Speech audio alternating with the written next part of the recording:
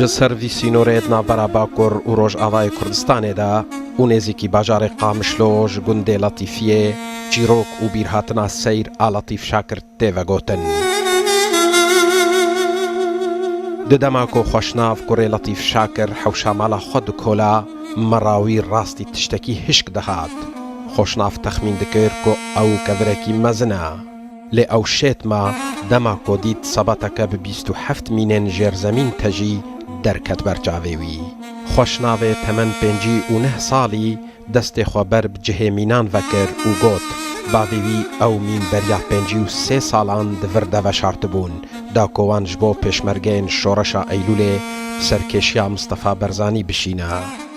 سر حدودي ريد فكر بومبا دراكن ريد فكر معبر واول ما يقعد دراكن دهاني تكن ويجا تكن بومبا دستا سي مرحله بون مرحله تالي تكن بومبا دستا او دبي وهبو تفجران تقان وبشرا صوارت كن مسقبي قلت كرت برا حتى تالي نابح شويده فتيل وقبسون صوارت كرت بويا دستا وريد كن سورا برزاني تەمەنێ Letîf Şakir wê demê 30 sal bû. Wî dixwest zeviyan ji mînan paqij bike û teqemeniyan ji pêşmerge re dabîn bike. Lewma wî dest pêlkirina mînan li ser sînorên navdewletî navbera Sûriye û Tirkiyê de ku li wê deverê jêra serxet û bilxet tê gotin kir. Letîf Şakir ew teqemenî bi alîkariya hevreyên xwe digihandin şoreşa Eylûlê. Xweşnav ku kurê piçûkiyê Letîf e li ser wî karî ji zimanê Oskê Zaxuranî ku hevalê bavê wî bû û gihandina mînan ji bo başûrê Kurdistanê pê hatibû helpesartin vediguhêze û dibêje. Oskê Zaxuranî hebû gelkî ew bavê mukebira bûn jevra yanî hewşama û malama wayek bû. Ew yek jwana bû û digotin Hesenê Şîx û ew jî gotin Staz Hemîd û me bicîba Hesenê Şîx û Hesenê Haco dibin.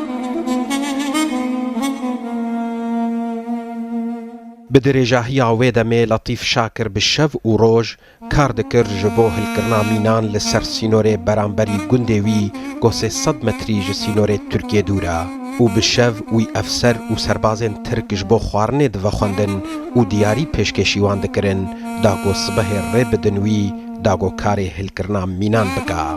Di nava grûpekê de ku ji çend kadrên Partiya Demokrata Kurd li Sûriyê pêk dihat û li gorî Xalid Meşayix Letîf Şakir, Oskê Zaxuranî, Hesenê Hesenê Haco û Hesen Şêxo beşek jêbûn erkê birina wan mînan ku Letîf Şakir derdixistin û amade dikirin bo şoreşa Eylûlê li ser milê Oskê Zaxuranî bû û her Oskê Zaxuranî bi xwe jî pêşmerge fêrî çawaniya bikaranîna wan mînan dikirin.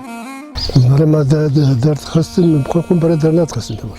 جدی صبر اینا چو آنی در خستن مالی جد پاکانی من داغردن. دومیشین شطوری را. بخدا تناقل محاضر کنه ایگود هات ببریم. Erkê Letîf Şakir derhênan û komkirina mînan bû û Oskê Zaxuranî ew mîn wecbe bi wecbe ji bo şoreşa Eylûlê digihandin başûrê Kurdistanê. Ew bi otomobîla Hesên Haco yan jî Hesenê Şêxo di riyên axîr e û di devera Sêmalka ve bi qaçaxçî derbas dikirin ku wê demê Îsayê Siwar fermandeyê pêşmerge li wê deverê bû. Pêşmergeyan jî hevkarî di derbaskirina ava Dicle re dikirin. û mesela bimbaletî bimbe rakirin, neme rakirin, wî rakirin. Bes em pêrek bi alîkarî ke me birin, me birina Biryan Ehmetî روجا پیشی وی چه بیده باز نبود روجا دی تنبیل خواهد ما تحتیم آکن شد والله هم نزال ایجا چلو گانه وی تنبیل که جیبک بود جیبک Xweşnav ser zimanê dayika xwe dibêje ku bavê wî daxwaz ji Îsa Siwar kir ku ew tevlî hêzên pêşmerge bibe. Li Îsa Siwar qebûl nekir û got pêwîstiya me ne bi pêşmerge lê bi cekan heye.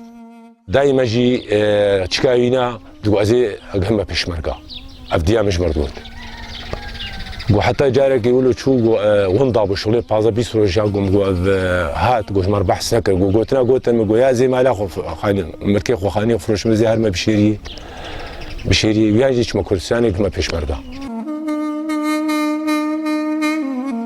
لطیف شاکر ڕۆژە سیە تەباغا 1962 پتەقینا مینەکێ لەسەر سینۆر شەهید کرد. دەماکۆ ژیانە خۆشدەستدا تەمەنێوی 32 ساڵ بوو و وی 5 زارۆکل پەی خۆهشتن. نەها سینۆر بۆ وێ ماڵێ نەتەنێ سینۆر و دەرگەهێ چوون و هاتنەیە لێبووە نیشان و هێمایە کارگەها چەکێن پێشمەرگە گۆ لەتیف شاکر و هەڤرەیەن وی دروست کربوون. سێن عومەر ڕوودا و